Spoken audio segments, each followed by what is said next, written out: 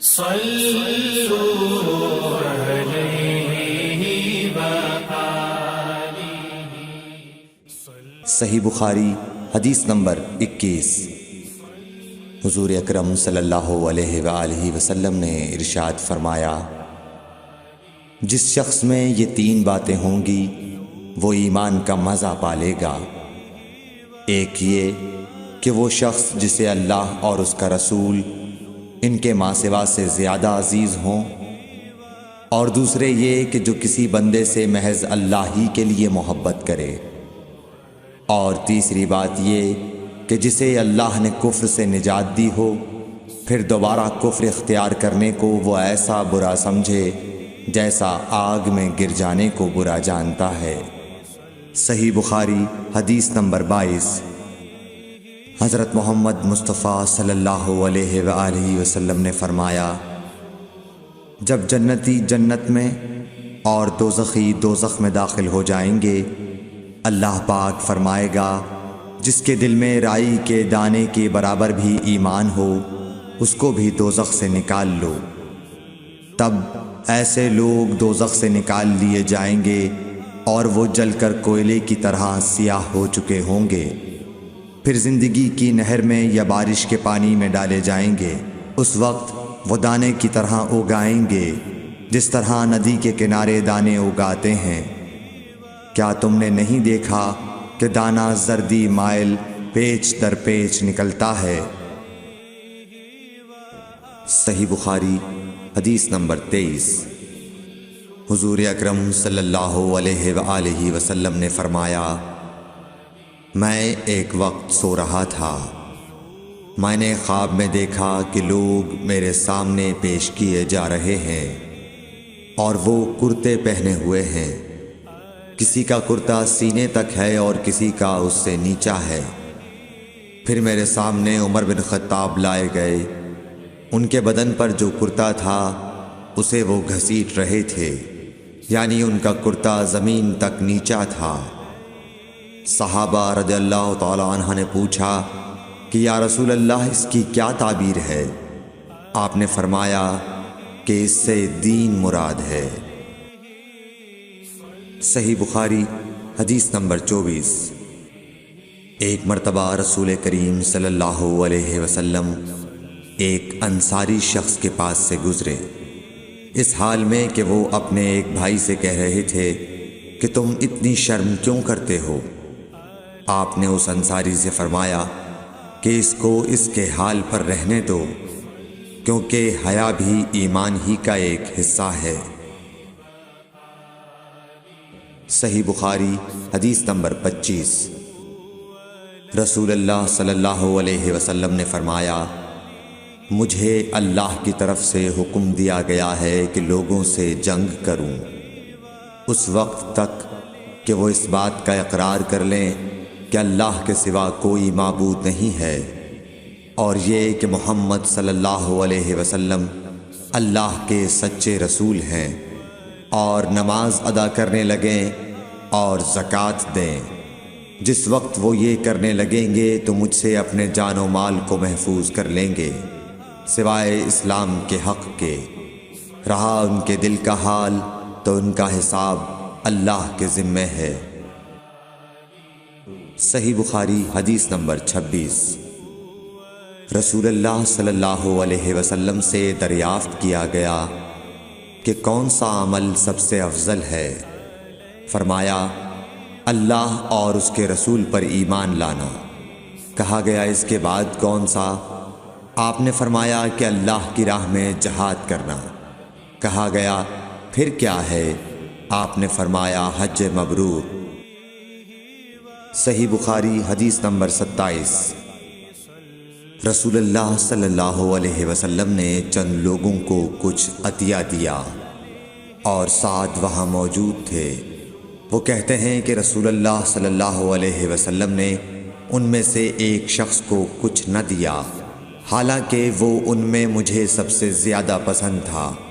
میں نے کہا حضور آپ نے فلاں کو کچھ نہ دیا، میں اسے مومن گمان کرتا ہوں۔ آپ نے فرمایا مومن یا مسلمان؟ میں تھوڑی دیر چپ رہ کر پھر پہلی بات دہرانے لگا۔ حضور صلی اللہ علیہ وسلم نے بھی دوبارہ وہی جواب دیا۔ پھر آپ نے فرمایا کہ اے سعد، باوجود یہ کہ ایک شخص مجھے زیادہ عزیز ہے، پھر بھی میں اسے نظر انداز کر کے کسی اور دوسرے کو اس خوف کی وجہ سے یہ مال دیتا ہوں کہ وہ اپنی کمزوری کی وجہ سے اسلام سے پھر جائے اور اللہ اسے آگ میں اوندھا ڈال دے۔ صحیح بخاری حدیث نمبر 28۔ ایک آدمی نے رسول اللہ صلی اللہ علیہ وسلم سے پوچھا، کون سا اسلام بہتر ہے؟ آپ صلی اللہ علیہ وسلم نے فرمایا کہ تو کھانا کھلائے اور ہر شخص کو سلام کرے، خواہ اس کو تو جانتا ہو یا نہ جانتا ہو۔ صحیح بخاری حدیث نمبر 29۔ حضرت صلی اللہ علیہ وسلم نے فرمایا، مجھے دوزخ دکھلائی گئی تو اس میں زیادہ تر عورتیں تھیں جو کفر کرتی ہیں۔ کہا گیا، حضور کیا وہ اللہ کے ساتھ کفر کرتی ہیں؟ آپ صلی اللہ علیہ وسلم نے فرمایا کہ خاوند کی ناشکری کرتی ہیں اور احسان کی ناشکری کرتی ہیں۔ اگر تم عمر بھر ان میں سے کسی کے ساتھ احسان کرتے رہو، پھر تمہاری طرف سے کبھی کوئی ان کے خیال میں ناگواری کی بات ہو جائے تو فوراً کہہ اٹھے گی کہ میں نے کبھی بھی تجھ سے کوئی بھلائی نہیں دیکھی۔ صحیح بخاری حدیث نمبر 30۔ حضرت صلی اللہ علیہ وآلہ وسلم فرماتے تھے، جب دو مسلمان اپنی اپنی تلواریں لے کر بھڑ جائیں تو قاتل اور مقتول دونوں دوزخی ہیں۔ عرض کیا گیا، یا رسول اللہ، قاتل تو خیر ضرور دوزخی ہونا چاہیے، مقتول کیوں؟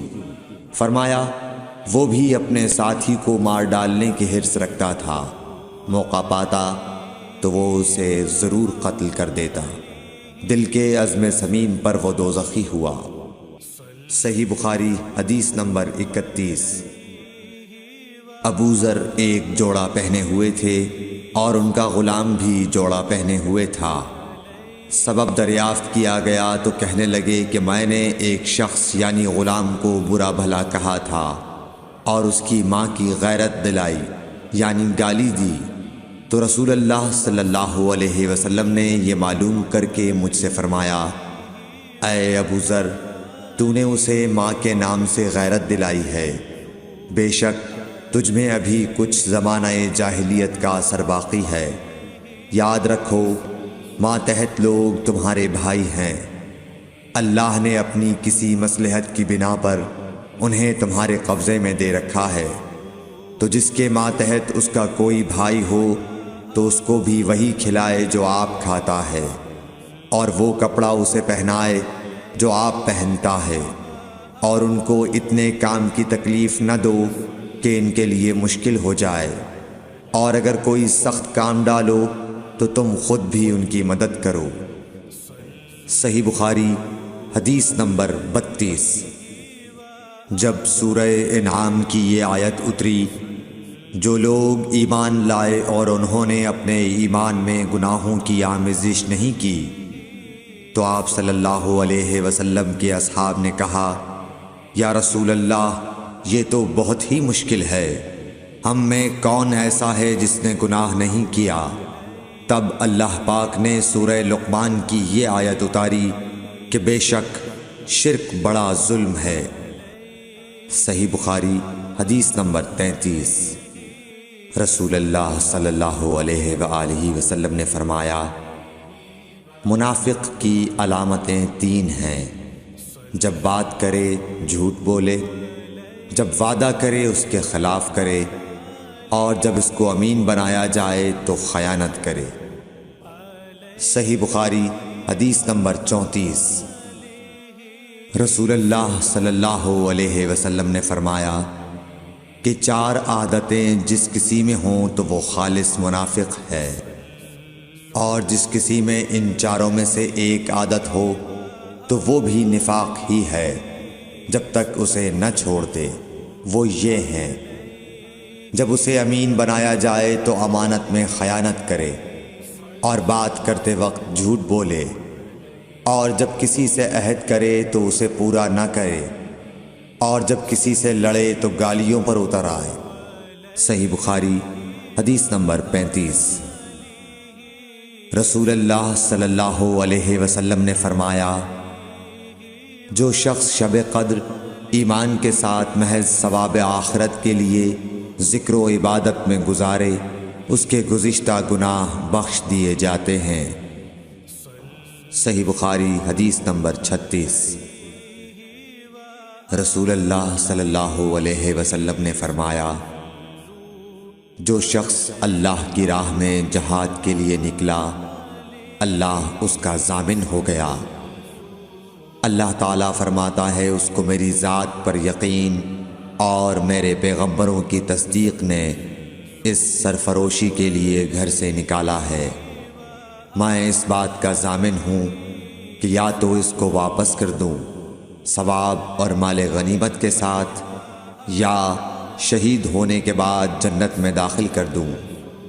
رسول اللہ صلی اللہ علیہ وسلم نے فرمایا، اور اگر میں اپنی امت پر اس کام کو دشوار نہ سمجھتا تو لشکر کا ساتھ نہ چھوڑتا، اور میری خواہش ہے کہ اللہ کی راہ میں مارا جاؤں، پھر زندہ کیا جاؤں، پھر مارا جاؤں، پھر زندہ کیا جاؤں، پھر مارا جاؤں۔ صحیح بخاری حدیث نمبر 37۔ حضرت صلی اللہ علیہ وسلم نے فرمایا، جو کوئی رمضان میں راتوں کو ایمان رکھ کر اور ثواب کے لیے عبادت کرے، اس کے اگلے گناہ بخش دیے جاتے ہیں۔ صحیح بخاری حدیث نمبر 38۔ حضرت صلی اللہ علیہ وسلم نے فرمایا، جس نے رمضان کے روزے ایمان اور خالص نیت کے ساتھ رکھے، اس کے پچھلے گناہ بخش دیے گئے۔ صحیح بخاری حدیث نمبر 39۔ حضرت صلی اللہ علیہ وسلم نے فرمایا، بے شک دین آسان ہے، اور جو شخص دین میں سختی اختیار کرے گا تو دین اس پر غالب آ جائے گا اور اس کی سختی نہ چل سکے گی۔ بس اس لیے اپنے عمل میں پختگی اختیار کرو، اور جہاں تک ممکن ہو میانہ روی برتو، اور خوش ہو جاؤ کہ اس طرز عمل سے تم کو دارین کے فوائد حاصل ہوں گے، اور صبح اور دوپہر اور شام اور کسی قدر رات میں عبادت سے مدد حاصل کرو۔ نماز 5 وقتہ بھی مراد ہو سکتی ہے کہ پابندی سے ادا کرو۔ صحیح بخاری حدیث نمبر 40۔ رسول اللہ صلی اللہ علیہ وسلم جب مدینہ تشریف لائے تو پہلے اپنی نانہال اترے جو انصار تھے، اور وہاں آپ نے 16 یا 17 ماہ بیت المقدس کی طرف منہ کر کے نماز پڑھی، اور آپ کی خواہش تھی کہ آپ کا قبلہ بیت اللہ کی طرف ہو۔ جب بیت اللہ کی طرف نماز پڑھنے کا حکم ہو گیا تو سب سے پہلی نماز جو آپ نے بیت اللہ کی طرف پڑھی عصر کی نماز تھی۔ وہاں آپ صلی اللہ علیہ وسلم کے ساتھ لوگوں نے بھی نماز پڑھی۔ پھر آپ کے ساتھ نماز پڑھنے والوں سے ایک آدمی نکلا اور اس کا مسجد بنی حارثہ کی طرف گزر ہوا تو وہ لوگ رکوع میں تھے۔ وہ بولا کہ میں اللہ کی گواہی دیتا ہوں کہ میں نے رسول اللہ صلی اللہ علیہ وسلم کے ساتھ مکے کی طرف منہ کر کے نماز پڑھی ہے۔ یہ سن کر وہ لوگ اسی حال میں بیت اللہ کی طرف گھوم گئے، اور جب رسول اللہ صلی اللہ علیہ وسلم بیت المقدس کی طرف منہ کر کے نماز پڑھا کرتے تھے، یہودی اور عیسائی خوش ہوتے تھے، مگر جب آپ نے بیت اللہ کی طرف منہ پھیر لیا تو انہیں یہ امر ناگوار ہوا۔ زہیر ایک راوی کہتے ہیں کہ ہم سے ابو اسحاق نے برا سے یہ حدیث بھی نقل کی ہے کہ قبلہ کی تبدیلی سے پہلے کچھ مسلمان انتقال کر چکے تھے، تو ہمیں یہ معلوم نہ ہو سکا کہ ان کی نمازوں کے بارے میں کیا کہیں۔ تب اللہ نے یہ آیت نازل کی، وَمَا كَانَ اللَّهُ لِيُضِيعَ إِيمَانَكُمْ، سورہ بقرہ آیت نمبر 143۔ صلوا علیہ وآلہ۔ Thanks for watching. Don't forget to like, comment, share and subscribe to